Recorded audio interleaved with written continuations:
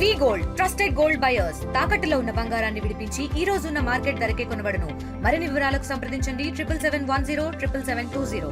నేను BTech second year చదువుతున్నాను. మా ఊరు అనపర్తి. 2016లో మా నాన్నగారు చనిపోయారండి హార్ట్ అటాక్ వల్ల. ఆ సమయంలో మా వీధిలో వ్యక్తిగా నాగిరెడ్డి అనే వ్యక్తి మాకు పరిచయం అయ్యాడు. మేము కూడా సాయం చేస్తూ ఉండేవాడు. మాకు ఏం లేని టైంలో కూరగాయలు తెస్తూ పాలు ఇస్తూ అలాగా చిన్న చిన్న సహాయాలు చేస్తూ ఉండగా మేము అలా ఇంట్లో మనిషిలాగా నమ్మడం మొదలుపెట్టాం. ఇంట్లో మనిషిలాగే తిరిగేవాడు. అయితే ఎప్పుడైతే నేను 10th క్లాస్కి వచ్చానో అప్పుడు నన్ను పెళ్లి చేసుకోమని అడిగారండి. నేను నిరాకరించాను. తర్వాత నేను 10th క్లాస్లో ఒప్పుకోకపోగా ఒక 14 సంవత్సరాల అమ్మాయిని పెళ్లి చేసుకొని ఆ అమ్మాయికి ఒక బాబు పుట్టాక సంవత్సరం ఉన్నప్పుడు ఆ బాబుకి వాళ్ళ ఆవిడని వదిలేసి మళ్ళీ అప్పటి నుంచి నన్ను టార్చర్ చేయడం మొదలుపెట్టాడండి పెళ్లి చేసుకోమని. ఎప్పుడైతే నేను పెళ్లి చేసుకున్నానో ప్రతిసారి నన్ను సెక్సువల్ హెరాస్మెంట్ చేయడం, నన్ను కొట్టడం, చాలా టార్చర్ పెట్టేవాడండి. నన్ను మా అమ్మగారిని కూడా కొట్టడం, ఇచ్చి పెళ్లి చేస్తావా చేయవా అని చెప్పేసి. మొన్న 30వ తేదీ కూడా మా ఇంటికి వచ్చి నా పీక పిసికి చంపేపోయాడండి పెళ్లి చేసుకొని అన్నానని చెప్పేసి.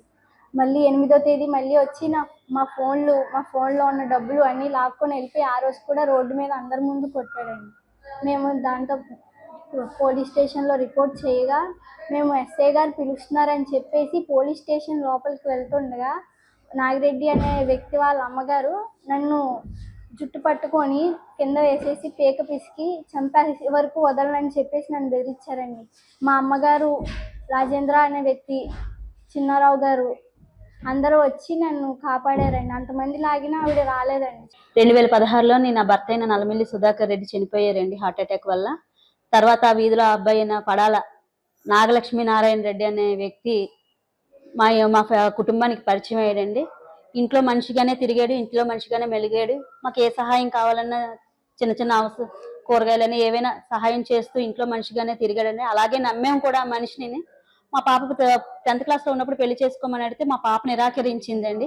తర్వాత 13 సంవత్సరాలు అయిన అమ్మాయిని, అల్లం రేణుక అనే అమ్మాయిని పెళ్లి చేసుకున్నాడు. తనతో ఒక బాబుని కూడా కన్నాడండి. తర్వాత ఆ బాబుకు సంవత్సరం ఉన్నప్పుడు ఆ అమ్మాయిని వదిలేశాడు. తర్వాత దగ్గర నుంచి కూడా మా పాపని పెళ్లి చేసుకోమని టార్చర్ పెడుతున్నాడండి.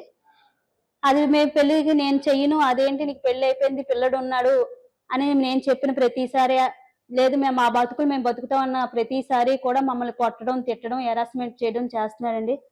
నా కళ్ళెదురుకుంటే మా అమ్మాయికి ఎన్నోసార్లు తాకరాని చోట తాకుతూ సెక్సువల్ అబ్యూస్ చాలా సార్లు చేశాడండి.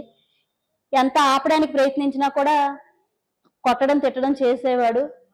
మేము ఎక్కడికైనా పోలీస్ స్టేషన్కి వెళ్ళి కంప్లైంట్ ఇచ్చుకుంటామన్నా కూడా చంపేస్తామని బెదిరించిన కారణం చేత మేము గత 2.5 సంవత్సరాలుగా భరిస్తూ వచ్చాము. మొన్న 30వ తేదీ రాత్రి కూడా మళ్ళీ వచ్చి పాపనేమో కొట్టాడు. పీక పట్టుకొని మంచం మీద వేసి కూర్చొని పీక పిసికేసి ఆగోబా ఈగోబా పగలగొట్టాడు. పాప ఇంకా లాస్ట్ చావు బతుకుల సమయంలోని వెళ్ళి విడిపించానండి.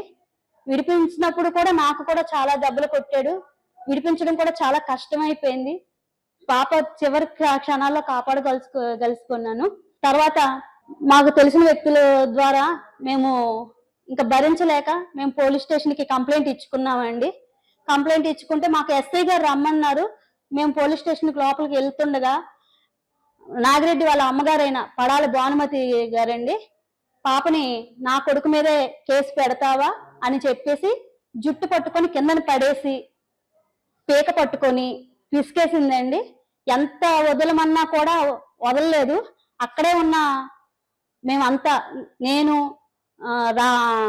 చిన్నారావు గారు, రాజేష్ గారు, అక్కడ ఉన్న పెద్దలు అందరూ కూడా విడిపించగా ఒక 10 మంది లాగితే గాని ఆవిడ వదలలేదండి. అప్పటికే పాప అపస్మారక స్థితిలోకి చేరుకుంది.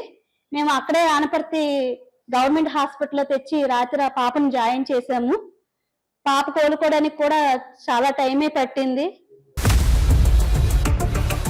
ఇండియా పాకిస్తాన్ తాజా అప్డేట్స్ కోసం డౌన్లోడ్ చేసుకోండి RTV లైవ్ యాప్.